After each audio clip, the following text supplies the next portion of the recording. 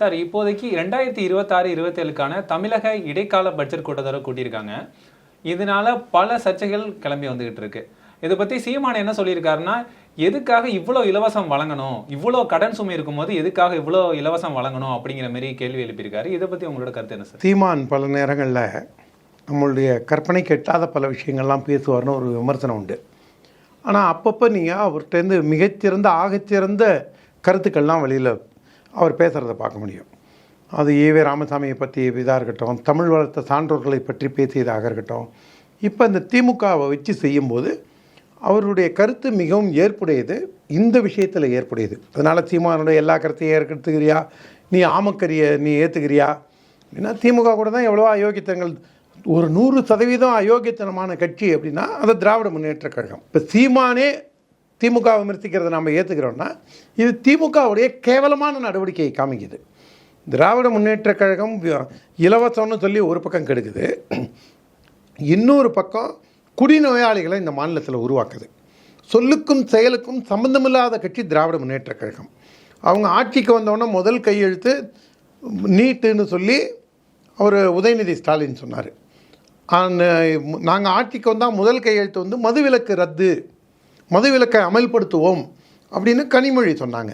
எங்கள் கட்சி சார்பாக யார் யாரெல்லாம் சாராய ஆலையை வச்சுருக்காங்களோ அதெல்லாம் மூடப்படும் அப்படின்னு அக்கா கனிமொழி தான் சொன்னாங்க. அதை இளம் விதவைகள் அதிகமாக இருக்கிற மாநிலம் அப்படின்னு அதிமுக ஆளுங்கட்சியாக இருக்கும்போது சொல்லிவிட்டு, அதுக்கப்புறம் இந்த ஒயின் ஷாப்பை குறைக்கிறதுக்கோ குடிநோயை குறைப்பதற்கோ எந்த வழியுமே செய்யாமல் அவங்க புழுகிறாங்க. அதுக்கு தான் சீமான் அவர்கள் முகத்தில் அரைந்தது போல் ஒரு கேள்வியை கேட்டுள்ளார். நீ எதுக்கு, அதாவது அதிமுக ஆட்சி விட்டு போகும்போது 1951 பாரத நாடு ரிப்பப்ளிக் கண்ட்ரியாக இருந்ததுலேருந்து 2021 திமுக ஆளுங்கட்சி ஆகும் வரை தமிழ்நாட்டோட மொத்த கடன் 4.5 கோடி லட்சம், 4.5 லட்சம் கோடி தமிழ்நாட்டுக்கு கடன் இருந்தது. இப்போ இந்த 5 ஆண்டில் அவங்க இன்னொரு 5 லட்சம் கோடி கடனை வாங்கி சேர்த்து கிட்டத்தட்ட 10-10.5 லட்சம் கோடி கடனை 11 லட்சம் கோடி நேற்றுக்கு முதல்வர் திருத்திய பட்ஜெட் நேற்றுக்கு அவையில் பேசியிருக்காரு. அதுக்கு அவர் என்ன சொல்லியிருக்காருன்னா, மற்ற மாநிலங்களை ஒப்பிடும் போது எங்களுக்கு வெறும் 4% தான் நிதி ஒதுக்கீடு பண்ணியிருக்காங்க மத்திய அரசு அப்படிங்கிற மாதிரி குற்றச்சாட்டு தெரிவிச்சிருக்காங்க. அதாவதுங்க, பொய் சொல்கிறதுல திமுகவை தாண்டி ஒரு பொய்யர்கள் கூடாரமே இருக்க முடியாது. நான் ஒரு 3-4 பொய்யை சொல்கிறேன். நான் தலையில் பிறந்தவன் பார்ப்பான், காலில் பிறந்தவன் சூத்திரன் அப்படின்னா அது அந்த மாதிரியே கிடையாது. அதில் அந்த ஸ்லோகத்தோட அர்த்தமே வேறு. இந்த பயல்களுக்கு, திமுகவை சேர்ந்த தற்குறி பயல்களுக்கு, இவங்களுக்கு தமிழே ஒழுங்காக வராது, இவங்களுக்கு சமஸ்கிருதம் பெரிய கிழிச்சுவிட்டாங்க இவங்க. அதனால் தப்பான ஒரு அர்த்தத்தை வச்சுட்டு பேசுகிற இவங்க ஒரு கேடுகட்ட ஜென்மங்கள் திராவிட முன்னேற்ற கழகம். யாரோ செஞ்சதுக்கு இவங்க ஸ்டிக்கர் ஒட்டிப்பாங்க. தலித்துகளுக்கு நாங்கள் போட்ட பிச்சை நீதிபதி அப்படின்னு சொல்லி கேவலமாக நடந்துக்கிட்டது திராவிட முன்னேற்ற கழகம். அதே மாதிரி தமிழ்நாடு என்னமோ திமுக ஆளுங்கட்சியாக வந்து தான் தமிழ்நாடு வளர்ந்துருக்கிற மாதிரியும், இந்த தமிழ்நாட்டில் இருக்கக்கூடிய அத்தனை வளர்ச்சிக்கும் நாங்கள் தான் காரணம் அப்படின்னு திமுக சொல்கிறத மாதிரி ஒரு பித்தலாட்டத்தனமான, கரைந்தெடுத்த அயோக்கியத்தனமான, கீழ்த்தரமான ஒரு ஓனிங் பண்ணிக்கிறதுங்கிறது, இந்த மாதிரி ஒரு கீழ்த்தரமான செயலை யாருமே பார்க்க முடியாது. இயல்பாகவே தமிழ்நாடு வந்து சுதந்திரத்திற்கு முன்பாகவே ஒரு வளர்ச்சி பெற்ற மாநிலம், சுதந்திரத்திற்கு முன்பாகவே இங்கேயே தொழிற்சாலைகளும் உருவாகி வந்த மாநிலம், கல்வி அறிவில் மேம்பட்ட மாநிலம். ஈவேராலாம் பிறக்கிறதுக்கு முன்னாடியே இந்த ஊர் வந்து அறிவாளிகள் நிறைந்த ஊராக இருந்தது. இது ஈவேரா வந்ததுனாலையோ, கருணாநிதி வந்ததுனாலையோ, திமுக வந்ததுனாலையோ இதெல்லாம் வரல. ஆனால் இந்த பயலுவை எப்படி உருட்டுவானுங்கன்னா, அவங்க எங்களுக்கு 4% தாங்க கொடுக்குறாங்க. இப்போ பாருங்கள், SC/STக்கு கொடுத்த பணத்தை தூக்கி 5000 ரூபா இவங்க எல்லாருக்கும் பணம் கொடுத்துருக்காங்க. அது ஒரு பித்தலாட்டம். இந்த தவறு இது முதல் தர நடக்கலை. 2006, 2011 திமுக ஆட்சியில் இருந்த பொழுது, கருணாநிதி முதல்வராக இருந்த பொழுது, அப்போ பட்டியலின சகோதரர்களுக்கு அவங்களுடைய மேம்பாட்டிற்காக ஒதுக்கப்பட்ட நிதியை கருணாநிதி கலர் டிவிக்காக கொடுத்தாரு. அதுக்கு வந்து தேசிய SC கமிஷன் சேர்மனாக அன்னைக்கு இருந்த காம்ப்ளேங்கிறவர் மெட்ராஸுக்கு வந்து ஆய்வு செய்து இந்த பணங்கள் கலர் டிவி வாங்கிறதுக்காக ஒதுக்கப்பட்டுள்ளது அப்படின்னு சொல்லி அறிக்கை கொடுத்த உடனே அது ஒன்று உண்மைன்னு சொல்லணும், இல்லை பொய்ன்னு சொல்லணும். ஆனால் கருணாநிதி நான் இதை பற்றி சோனியா காந்திகிட்ட கம்ப்ளைண்ட் பண்ணுவேன்னார். அப்பேற்பட்ட சீழ்பிடித்த மனது கொண்டவர்கள் திராவிட முன்னேற்ற கழகம். 4% தான் கொடுக்குறாங்க, எங்களுக்கு GST வந்து எங்களுக்கு அவங்க கொடுக்குறதே இல்லை அப்படிம்பாங்க. ஏன் GST கொடுக்கல, ஏன்னா போன மாதம் வரைக்கும் கொடுத்துருக்கேன், இந்த 17 நாளில் கொடுக்கலைங்களே, இன்றைக்கி 18 தேதி இல்லை, இந்த 17 நாளில் கொடுக்கலையே அப்படிம்பாங்க. வீட்டு வாடகை நம்ம தினசரி யாருக்கும் வீட்டு வாடகை கொடுக்கறதில்ல. தூங்கி எழுந்த உடனே இந்தாங்க ப்ரோ நீ வீட்டு வாடகையை வச்சுக்கங்க அப்படின்னு நம்ம யாருமே சொல்கிறதில்ல. மாதக்கணக்கில் கால்குலேட் பண்ணி தான் சம்பளம் கொடுக்குறாங்க, வீட்டு வாடகை கொடுக்குறோம். அந்த மாதிரி டேக்ஸும் மாதக்கணக்கில் கால்குலேட் பண்ணி கொடுக்கும்போது பொய்யா புழுகிறதே இவங்களுடைய முழு நேர தொழில். அதுக்கு பாராளுமன்றத்திலேயே இந்த மாதிரிலாம் புழுகாதீங்கன்னு சொல்லி அவங்க சொல்லியிருக்காங்க. எல்லாத்துக்கும் சிகரமாக இவங்களுடைய பொய்க்கு ரெண்டு சொல்கிறேன் உங்களுக்கு. ஒன்று பீகார் தேர்தல் போது பிரதமர் சொன்னது, தமிழ்நாட்டில் திராவிட முன்னேற்றக் கழகம் இந்த மாதிரி கேவலமான ஆட்சி செஞ்சு வடக்கத்திய மக்களுக்கு எதிராக செயல்படுறத வீடியோ ஆதாரத்தோடு வெளியிட்ட போது தமிழக முதல்வர் ஸ்டாலின் அவர்கள் திமுகன்னு சொன்னதை மறைமாற்றி தமிழர்கள் வடவர்களுக்கு எதிராக இருக்கிறார்கள் பிரச்சாரம் செஞ்சு ஆர்ப்பாட்டமே நடத்தின ஒரு கீழ்த்தரமான கட்சி திராவிட முன்னேற்றக் கழகம். இது ஒன்று. பாராளுமன்றத்தில் நிர்மலா சீதாராமன் அவர்கள் ஈவே ராமசாமி எப்படி தமிழர்களை கொச்சைப்படுத்தினார்னு சொல்லி தமிழ் படித்தா பிச்சை கூட இருக்க முடியாது, தமிழ் காட்டுமிராண்டி மொழின்னு சொன்னதை நிர்மலா சீதாராமனே சொன்ன மாதிரி ஈவேரான்னு விட்டுட்டு கமலஹாசன் தன்னுடைய கன்னி பேச்சில் காலை பேச்சில் என்ன அவர் தான் பொலிகாலை ஆச்சேன் தன்னுடைய காலை பேச்சில் சொன்னதை இந்த பயலெல்லாம் தமிழ் அவங்க கேவலப்படுத்திட்டாங்க. இவங்க அப்பா ராமசாமி தான் அதை கேவலப்படுத்தினது, அதை பற்றி இவங்களுக்கு கவலையே படலை. ஆனால் அந்த பொய்யை தூக்கி பிஜேபி மேலே போடுறாங்க. இது உங்களுக்கு ஏன் இவ்வளோ விவரமாக அதை சொல்கிறேன்னா, பொய் மட்டும்தான் இவங்க மூலதனம். பொய் இல்லைன்னா உண்மை மட்டுமே பேசணும்னா திமுகங்கிற கட்சி என்றைக்கோ கலைஞ்சி போயிருந்திருக்கும். இதை தொடர்ந்து தமிழக பட்ஜெட் கூட்டத்தொடரில் இன்னைக்கு கேள்வி விவாதம் நடந்து கொண்டு இருந்துச்சு சார். இதில் எடப்பாடி பழனிசாமி என்ன சொல்லியிருக்காருன்னா, நீங்கள் அறிவித்த திட்டம் எல்லாத்தையும் நான் ஆட்சிக்கு வந்தால் நான் செயல்படுத்துவேன், நீங்கள் எதையுமே செயல்படுத்தலை அப்படிங்கிற மாதிரி சொல்லியிருக்காரு. இது சாத்தியமாகுமா? கண்டிப்பாக சாத்தியமாகுங்க. படிப்படியாக நீங்கள் ஒயின் ஷாப் குறைக்கலாம், பல்வேறு இதை முன்னெடுக்கலாம். ஆனால் அவங்க சீனி சக்கரை சித்தப்பா ஸ்லேட்டில் எழுதி நக்கப்பான்னா திமுக ஒரு வெற்று விளம்பர மோக ஆட்சி. அவங்க ஃபோட்டோ ஷூட் ஆட்சி. அவங்களுக்கு ஆட்சி நடத்துறதுக்கு நேரம் இல்லை. அவர் ஸ்டாலினை கருக்கல்ல குளிப்பாட்டி அவருக்கு குழந்தைங்கள்லாம் வீட்டில் குளிப்பாட்டி ஸ்கூலுக்கு கிளப்புவோம் பாருங்க, அந்த மாதிரி அவருக்கு மேக்கப் போட்டு இந்த கழுத்தில் இருக்கிற சுருக்கம்லாம் தெரியக்கூடாதுன்னு தன்னை மைனர் குஞ்சு மாதிரி ப்ரொஜெக்ட் பண்ணிக்கணுங்கிறதுக்காக அவர் அவர் 2 மணி நேரம் மேக்கப் போட்டு, நான் தனிநபர் தாக்குதலில் ஈடுபடலை, அவருடைய ஃபோக்கஸ் எப்படிலாம் டைவெர்ட் ஆகுது, அவருடைய ஒரு நாள் செயல்பாடு எப்படி இருக்குங்கிற அர்த்தத்தில் நான் சொல்கிறேன். அதனால் நம்ம நேயர்களும் மெச்சூர்டானவங்க புரிஞ்சுப்பாங்க. அவருக்கு மேக்கப் போட்டு டோப்பாலாம் வச்சு காலையில் அவர் டிஃபன் சாப்பிட்டு கிளம்ப மினிமம் 2 மணி நேரம் ஆகும். அதுக்கப்புறம் இவர் நேராக கோட்டைக்கு போனார்னா வரக்கூடிய விசிட்டர்ஸை பார்க்குறாரு, ஃபோட்டோ பிடிக்கிறாரு. அதை செய்தி விளம்பரத்துறை மூலமாக டிவிலையும் பேப்பர்லையும் நியூஸ் பேப்பர்லையும் வரும். அதுக்கப்புறம் பச்சைப்புள்ள வீட்டுக்கு சாப்பிட்ற மாதிரி சாப்பிட்டு ஓய்வு எடுத்துகிட்டு திரும்பி சாயங்காலம் கட்சிக்காரங்களை பார்க்குறது அது இதுன்ட்டு போயிட்டு அவர் ஃபோக்கஸ்டாகவே எந்த வேலையிலையும் இல்லை. அதோடு இல்லாமல் தமிழகத்தை பொறுத்த வரைக்கும் எத்தனை முதல்வர் இருக்காங்கன்னு கணக்கு பண்ணிங்க. ஆன் ரெக்கார்டு ஸ்டாலின் இருக்கார், துர்கா ஸ்டாலின் ஒரு முதல்வர், அதுக்கப்புறம் அவரோட பிஏ தினேஷ் ஒரு முதல்வர், ஒரு ஐஏஎஸ் ஆஃபீஸர் அவர் கூடவே இருக்கிறார், அவர் ஒரு முதல்வர், அவருடைய மருமக பிள்ளை அவர் ஒரு முதல்வர், மகன் ஒரு முதல்வர். இந்த மாதிரி ஸ்டாலின் இல்லாமல் 5 முதல்வர்கள் செயல்படுறாங்க தமிழ்நாட்டை பொறுத்த வரைக்கும். அதனால் இவர் எதுக்குமே லாய்க்கில்லாத ஒரு முதல்வர். இவருக்கு அண்டர்ஸ்டாண்டிங்கே கிடையாது. ஜியாவுதீன் குழந்தை யார், ஜெயக்கடாவா அப்படிங்கிற ஒரு ஜெயக்கடாங்கிற ஒரு ஆள் எந்த விதமான புரிதலும் இல்லாமல் எதையுமே ஒரு கிரகிச்சிக்கக்கூடிய ஒரு ஆற்றலே இல்லாமல் ஒரு தத்தி இவர். அதனால் இவர் செயல்படாத ஒரு முதல்வர். தமிழகம் கண்ட கேவலமான முதல்வர்களில் முதன்மையானவர் ஸ்டாலின் அவர்கள். இந்த பட்ஜெட் கூட்டத்தொடர் கூட்டி மாற்றுத்திறனாளிகளுக்காக 1500 ரூபா உதவித்தொகை கொடுத்துட்டு இருந்தாங்க சார். அதை 2000 உயர்த்தி தரதா முதலமைச்சர் சொல்லியிருந்தாரு. அதை 5000 உயர்த்தி தர சொல்லி மாற்றுத்திறனாளிகள் போராட்டத்தில் ஈடுபட்டாங்க. அவங்களை ரொம்பவும் கடும் நடவடிக்கை எடுத்து போலீஸார் கண்டனம் தெரிவிச்சிருக்காங்க. இதை எப்படி பார்க்குறீங்க? அந்த வீடியோ ஒரு பிரபல தொலைக்காட்சி சேனலில் பார்த்தேன். அந்த போராட்டம் முடிஞ்சு அந்த இவர் மா சுப்பிரமணியம் மக்கள் நல்வாழ்வுத்துறை அமைச்சர் அது அறிவிப்பை புலகாங்கி தான் அடைஞ்சு அந்த சேனல் மாற்றுத்திறனாளிகளுக்கு விடிவெள்ளி அப்படிங்கிற லெவலில் புகழ்ந்து. அதுக்கு காரணம் என்னென்னா, பை அண்ட் லார்ஜ் அந்த சேனல் தேசியவாதிகள் இருக்கக்கூடியது, நியாயமான செய்திகளை கொடுக்கக்கூடியது. அது ஒரு நச்சு பாம்பு கரையாம்புத்தில் கருணாகம் போய் பூந்தா மாதிரி அங்கே ஒரு தலைமை ஆசிரியராக ஒரு பையன் போய் ஜாயின் பண்ணியிருக்கான்.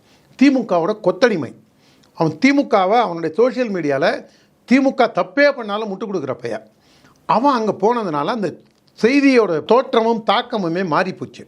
நான் அதனால் வேறு இதில் 2-3 இதில் பார்த்ததுக்கப்புறம் தான் முழு பரிமாணம் நமக்கு புரிஞ்சுது. கோயம்பேட்டிலே எங்கேயோ அவங்க போராட்டம் நடத்தியிருக்காங்க.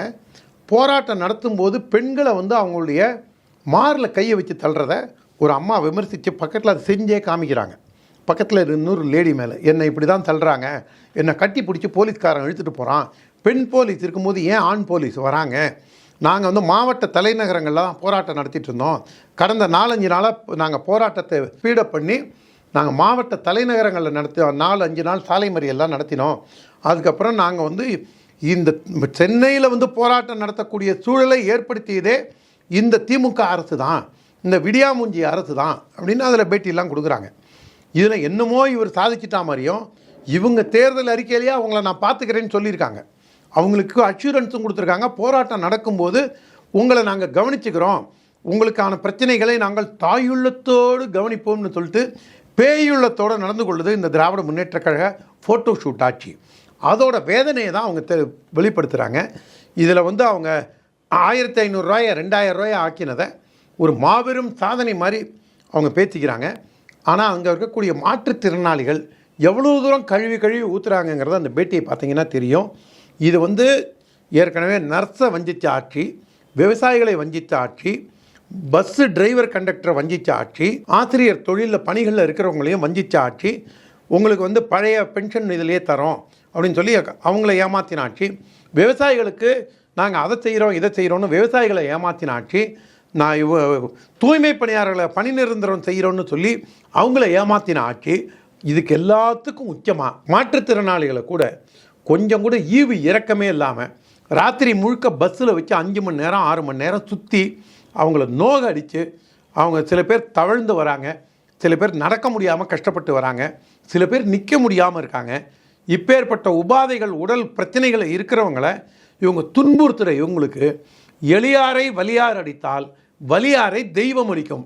இன்றைக்கி உங்ககிட்ட ஆட்சி அதிகாரம் இருக்குங்கிற காரணத்தினால மாற்றுத்திறனாளிகளை இந்த அளவுக்கு நீ இம்சிக்கிற இந்த அரசை கண்டிப்பாக அறம் வெல்லும், தர்மம் இவர்கள் முகத்தில் அறையும். மைக்கேல்பட்டியை சேர்ந்த மாணவி வந்து மத மாற்றத்தினால தான் இறந்தாங்க அப்படின்னு அண்ணாமலை அது மாதிரி பல பேர் வந்து தெரிவிச்சிருந்தாங்க. ஆனால் சிபிஐ இன்னைக்கு என்ன சொல்லியிருக்காங்கன்னா அது வந்து மத மாற்றத்தினால ஏற்பட்ட மரணம் இல்லை அப்படிங்கிற மாதிரி தெரிவிச்சிருக்காங்க. இதனால பல பேர் வந்து அண்ணாமலை மேல குற்றச்சாட்டு தெரிவிச்சுட்டு வந்துட்டு இருக்காங்க. என்னன்னா இவங்க வந்து இப்படி மதத்தை வச்சு வந்து கலவரத்தை ஏற்படுத்தி தமிழ்நாட்டில் வந்து ஜெயிக்கணும்னு பாக்குறாங்க பாஜக அப்படிங்கிற மாதிரி அண்ணாமலை மேல செல்வ பெருந்தகை குற்றச்சாட்டு தெரிவிச்சிருக்காரு. அவன்லாம் ஒரு ஆடு, செல்வ பெருந்தகைலாம் அவன் என்னங்க பெருந்தகை, அவன் பேர் செல்வங்க. பாண்டியன்னு ஒரு ஆடிட்டர் கொன்று கொலை கேஸில் ஜெயிலுக்கு போய் அப்புறம் அந்த கேஸ்லேருந்து வெளியில் வரத்துக்கு படாத பாடப்பட்டு ஏற்கனவே ஹிஸ்டரி ஷீட்டர், ரவுடி ஷீட்டர், முன்னாள் ரவுடி ஷீட்டர், இன்றைக்கி வந்து காங்கிரஸில் போய் ஏதோ பொறுப்பு வாங்கிட்டான் அந்த ஆள். அதனால் அந்த ஆளுக்கு பேர் செல்வ பெருந்தகைன்னு சொல்கிறதே அது வந்து உண்மையிலேயே கண்ணியமான உங்களை மாதிரி என்ன மாதிரி உழைத்து சாப்பிட்றவங்களுக்கு ஒரு இழுக்காக நான் நினைக்கிறேன். என்ன பெருந்தகை, பணம் வந்தால் பவுஷு வந்துடுமா, நீ செஞ்ச அயோக்கியத்தனம்லாம் போயிடுமா, செஞ்ச கொலையும் பாவங்களும் மறைஞ்சு போயிடுமா என்ன? அதனால அந்த ஆள்லாம் ஒரு ஆள். அதோட இல்லை, திருமாவளவன் கூட சொல்லியிருக்காரு அதை பற்றி கருத்து சொல்லி, பாஜக வந்து இங்கே ஜெயிக்கவே முடியாது, நீங்கள் என்ன சதி செஞ்சாலும் என்ன திட்டம் வகுத்தாலும் தமிழ்நாட்டில் நீங்கள் வரவே முடியாது அப்படிங்கிற மாதிரி தெரிவிச்சிருக்காரு. அது திருமாவளவன் வந்து இன்னும் பெரிய இவர் என்ன ஞானியா சாமியாரா, இவர் என்ன பத்தினி தெய்வமா, இவர் சாபம் கொடுத்தா இவர் பலிக்கிறதுக்கு? இந்த ஆளே ஒரு ஓலா யூபர் வாயன், தேர்தலுக்கு தேர்தல் கூட்டணி மாறக்கூடிய ஒரு கேடுகட்ட மனிதன். ஓலா யூபராவது அவங்க செய்கிற வேலைக்கு தான் காசு வாங்குறாங்க, வாயை வச்சு வியாபாரம் செஞ்சு பணம் சம்பாதிக்கிற திருமாவளவன் தேர்தல் பாதை திருடர் பாதை, பன்றிகள் கட்டும் தொழுவும் பாராளுமன்றம்னு சொன்ன ஆள் அதுக்கு மன்னிப்பு இது வரைக்கும் கேட்காம 2 தடவை பாராளுமன்றம் போயிட்டான். அப்போ என்ன பண்ணோம், நீ நாட்டு மக்கள்கிட்ட மன்னிப்பு கேட்டியா? நீ நான் தெரியாமல் சொல்லிட்டேங்க, என்னை மன்னிச்சிருங்க, நீ சொல்லவே இல்லை. அதுக்கப்புறம் நான் தேர்தலில் நிற்க மாட்டேன்னு சொல்லிட்டு தமிழ் மாநில காங்கிரஸோடு போய் சேர்ந்து தேர்தலில் நின்னேன். அதுக்கப்புறம் திமுக அண்ணா திமுக ஒழிக்கிறது தான் என் வேலைன்னு சொன்னேன். அப்புறம் போய் நீ திமுகவோட கூட்டணி வச்ச உடனே அதுக்கப்புறம் எம்எல்ஏ பதவி ராஜினாமா பண்ணிட்டு அந்த அம்மாவை கடுமையாக திட்டிட்டு அதுக்கப்புறம் அந்த அம்மாவோட போய் கூட்டணி வச்சேன். அதுக்கப்புறம் திரும்பியும் திமுக கூட்டணிக்கு போனேன். காங்கிரஸை வந்து தமிழர்களை கொன்று குவித்த கட்சி, என் சடலம்தான் காங்கிரஸோட கூட்டணி வைக்கும். ஒரு மானமுள்ள மனிதன் காங்கிரஸோட கூட்டணி வைக்க மாட்டான். கரெக்டு தான், ஏன்னா மானங்கட்ட பயலாக தான் இவர் இருக்காருன்னு நினைக்கிறேன். ஏன்னா அவர் தன்னைத்தானே தான் சொல்லிக்கிறாருன்னு நினைக்கிறேன். இது என்னுடைய வார்த்தை இல்லை, அவரே சொல்லிக்கிறார். அதனால் திருமாவளவன் வந்து அவர் சொல்லுக்கும் செயலுக்கும் சம்மந்தமில்லாத நபர். அவர் யாரையாவது ஏற்றுறாருன்னா அவங்க நல்லவங்க. அவர் வந்து விஜயகாந்தை கூட தான் சொன்னார், எம்ஜிஆருங்கிற கைத்தடியை தூக்கிட்டு வரா ஒரு அரசியல் ஊனம் விஜயகாந்த்னு சொல்லி அப்புறம் பல்லளிச்சிட்டு போய் விஜயகாந்த் கிட்ட நின்னார். இங்கே வந்து ராஜபக்சேயை பற்றி கொடூரமாக பேசிட்டு அங்கே போய் ராஜபக்சேட்ட பல்லளிச்சிட்டு போய் பரிசு பொருள் வாங்கின ஒரு கேடுகட்ட மனிதர் திருமாவளவன். அவரெல்லாம் ஒரு ஆளாங்க பேசுகிறதுக்கு. அந்த இது ஒன்று. ரெண்டாவது, அந்த மைக்கேல்பட்டி விஷயத்தில் சிபிஐ என்ன சொல்லியிருக்கு, அந்த மாணவியின் மரணத்திற்கு அந்த ஆசிரியை தான் காரணம்னு சொல்லி முடிக்குது. அவங்க பேரில் நடவடிக்கை எடுக்கணும்னு சொல்லுது. அப்போ அந்த ஆசிரியைக்கும் இந்த மாணவருக்கும் என்ன பிரச்சனை? பாக்கா வரப்பு தகராறா, இல்லை அண்ணி நாத்தனாரா, மாமியார் மருமகளா? எதுவுமே கிடையாது. அந்த பொண்ணு வந்து அந்த குழந்தை போய் அங்கே போய் பக்கத்தில் திருமானூர்லேருந்து அங்கே போய் படிக்க போகுது. அங்கே படிக்கும்போது அது பல்வேறு இன்னல்களை, அதுக்கு அழுத்தம் ஏற்படுகின்றது கிறிஸ்துவத்தை திணிக்கிறதுனால. இன்றைக்கி வேணால் சாட்சிகள், பிற சாட்சிகள் சொன்னாங்களா, இல்லைன்னா இவங்க எந்த அடிப்படையில் இது கன்க்ளூஷனுக்கு வந்தாங்க? இது டிவியில் வந்த செய்தி தான். நாமளும் அந்த முழு தீர்ப்பை நம்ம படித்து பார்க்கும்போது மட்டும்தான் நமக்கு முழு விவரம் தெரியும். ஆனால் சன் டிவிலேயே அந்த கார்டில் ஒரு வார்த்தை என்ன போடுறான்னா, சன் டிவி நியூஸ் கார்டு நான் பார்த்ததில் படித்ததில் இதில் வந்து இந்த ஆசிரியை மீது நடவடிக்கை எடுக்க வேண்டும்னு இருக்காங்க. அப்போ அந்த ஆசிரியையோட பங்களிப்பு என்ன? போய் அந்த அம்மா பெயிலில் வரும்போது போய் ரிசீவ் பண்ணுறது யார்? திருச்சி எம்எல்ஏவாக இருக்கக்கூடிய அந்த கிறிஸ்துவ சமுதாயத்தை சேர்ந்த கிறிஸ்துவ எம்எல்ஏ இருக்கக்கூடாதான் நான் அப்படி சொல்லலை. அவர் தான் போய் ரிசீவ் பண்ணுறாருனா அப்போ இதுக்கு பின்னாடி உறுதியாக மதமாற்றம் சக்திகளோட கை இருக்குது. ஆனால் இதை நீங்கள் கேஸை ப்ராப்பராக எடுத்து வச்சாங்களா இல்லையாங்கிறது நமக்கு தெரியாது. ரிப்போர்ட்டில் வந்து எந்த ஒரு மாணவியுமே வந்து மதமாற்றம் செய்யப்படலை அப்படிங்கிற மாதிரி ரிப்போர்ட் சொல்கிறதா? அதில் அது நம்ம ரிப்போர்ட் முழுசாக படிக்கலை, படித்து பார்க்கணும். நானும் மேம்போக்காக படித்ததை வச்சு தான் சொல்கிறேன். மேம்போக்காக படித்ததுலேருந்து நான் 2 விஷயத்தை முன் வைக்கிறேன். அந்த பிள்ளைக்கும் ஆசிரியைக்கும் என்ன பிரச்சனை அதை சொல்லுங்கள். அவங்க சொந்தக்காரங்களா, அங்காளி பங்காளியா, வாக்கியா வரப்பு தகராறா, கொடுக்கல் வாங்கலா, மாமியார் மருமகளா, அண்ணி நாத்தனாரா? ஒன்றுமே கிடையாது. மாற்றாந்தாயா, சித்தியா? ஒன்றுமே கிடையாது. அது படிக்க வந்த பிள்ளை. அப்போ அந்த பிள்ளையை நீ டார்ச்சர் பண்ணுறதுக்கு என்ன காரணம்? வேறு என்னவா இருக்க முடியும் நீங்கள் சொல்லுங்கள். இது ஒன்று. ரெண்டாவது, யாருமே மதமாற்றப்படவில்லை. மதம் மாறினாங்களா இல்லையாங்கிறது டிபேட்டபிள். ஆனால் நீங்கள் ஏன் வந்து அங்கே கிறிஸ்துவத்தை திணிக்கிறீங்க? இது வரைக்கும் ஏன் எந்த தமிழ் ஊடகமும் கேட்க மாட்டேங்குது? லயோலா காலேஜ் மெட்ராஸில் இருக்குது. அந்த லயோலா காலேஜில் 2019 திருசூலத்தை போட்டு பெண்குறியோடு ஒப்பிட்டு அதுக்காக எக்ஸிபிஷன் வைக்கிறான். அங்கேயே வந்து பாரத மாதாவை கேவலமாக சித்தரித்து வைக்கிறான். இந்து கடவுள்களை அசிங்கமாக சித்தரித்து வைக்கிறான். அது கிறிஸ்துவ சிறுபான்மை கல்லூரி தானே. ஏன் எந்த பயிலும் கேட்கல? ஏன் இந்த செல்வம் முன்னாள் ரவுடி ஷீட்டர் ஏன் கேட்கல? ஏன் திருமாவளவன் கேட்கல? அப்போ உங்களுடைய நோக்கம் என்ன? மதமாத்திரத்துக்கு புரோக்கராக செயல்படுறாங்களா இவங்கெல்லாம்? நான் குற்றச்சாட்டு சொல்கிறேங்க. யார் யாரெல்லாம் லயோலா காலேஜுக்கு நியாயத்தை பேசலையோ, யார் யாரெல்லாம் இனிக்கோ இருதயராஜை கண்டிக்கலையோ, இந்த இனிக்கோ இருதயராஜா திருச்சி எம்எல்ஏ போய் அந்த அம்மாவை பெயில் அழைச்சிட்டு வந்தது. இனிக்கோ இருதயராஜை கண்டிக்காத பயல்கள், லயோலா காலேஜை கண்டிக்காத பயல்கள், மைக்கேல்பட்டியில் அந்த ஆசிரியை மீது நடவடிக்கை எடுக்கணும்னு கோரிக்கை வைக்காத யாருமே நல்லவர்கள் கிடையாது. மதமாற்றத்திற்கும் துணை போகும் புரோக்கர் என்று நான் ஒரு குற்றச்சாட்டை வைக்கின்றேன். எங்களோடு இணைந்து பல்வேறு கருத்துக்களை பயந்தமைக்கு நன்றி. நன்றி, வணக்கம்.